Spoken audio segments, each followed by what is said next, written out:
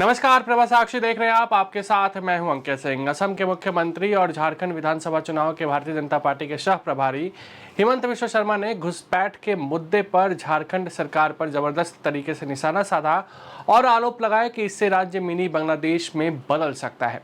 उन्होंने आगे दावा किया कि घुसपैठिए झारखंड की संस्कृति और आदिवासी अस्मिता को बाधित कर रहे हैं। उन्होंने चेतावनी दी कि अगर यह प्रवृत्ति जारी रही तो आदिवासी राज्य में एक मजबूत जनसांख्यिकीय बदलाव देखने को मिल सकता है। उन्होंने भाजपा के इस वादे पर भी जोर दिया कि यदि वह सत्ता में लौटेगी तो राज्य में एनआरसी लागू करेगी। हिमंत बिश्व शर्मा ने कहा कि घुसपैठिए झारखंड की संस्कृति और आदिवासी अस्मिता की भारी व्यवधान पैदा कर रहे हैं। अगर ये जारी रहा तो झारखंड में जनसांख्यिकीय परिवर्तन होगा और यह छोटा बांग्लादेश बन जाएगा। संथाल परगना भी छोटा बांग्लादेश की कतार में है। सुनिए हिमंत बिश्व शर्मा ने क्या कुछ कहा।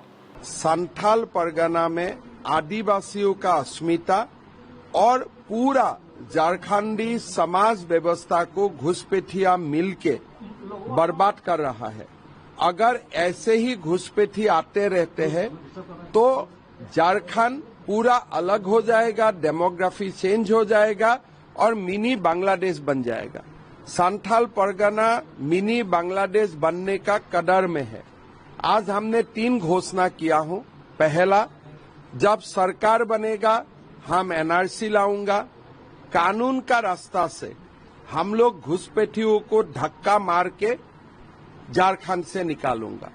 दूसरा, झारखंड का जो भी बेटी को घुसपैठियों ने अपना जाल में फंसा के शादी किया है, उनका बेटा बेटियों को आदिवासी का मर्यादा नहीं मिलेगा।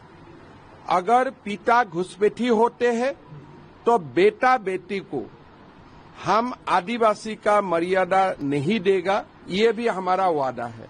तीसरा, आदिवासी बेटियों को अगर कोई घुसपैठी शादी करता है तो ऐसा बेटी मुखिया का पोस्ट में चुनाव ना लड़े। इसलिए जो मुखिया का पद होते हैं वो आदिवासी के लिए होता है। जब घुसपैठिया शादी करता है, इनडायरेक्टली घुसपैठिया ही मुखिया हो जाता है। तो हम कानून बना के वो व्यवस्था को भी हम बंद करेगा।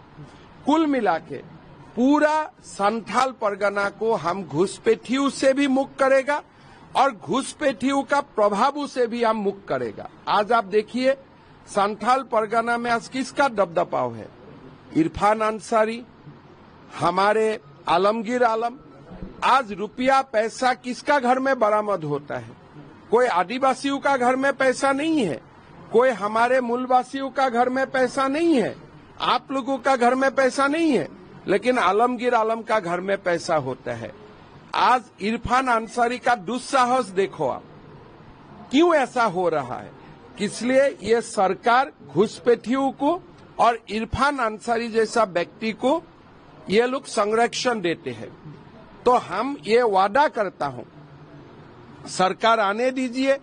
सीता सोरेन जी को जो अभद्र भाषा का व्यवहार किया है, इसका कारण इरफान अंसारी जेल जाना पड़ेगा।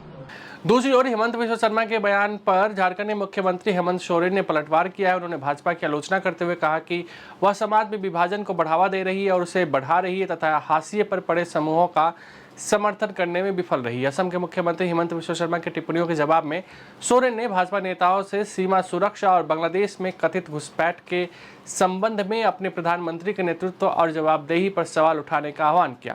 हेमंत सोरेन ने कहा कि ध्यान रखिए कि ये लोग यानी कि भाजपा हिंदू मुस्लिम के बीच तनाव पैदा करते हैं, भाई भाई में झगड़े करवाते हैं, घर घर में फूट डालते हैं। उन्होंने सवाल करते हुए कहा कि आज मैं इन बीजेपी नेताओं से पूछना चाहता हूं कि अपने प्रधानमंत्री से पूछिए, जब वो सत्ता में नहीं थे तो किस किताब से राज चलाते थे। उन्होंने कहा कि संविधान से देश चलना चाहिए और हिंदू मुस्लिम के बीच दंगे होने के बाद बांग्लादेश से घुसपैठिए के लिए कौन जिम्मेदार है।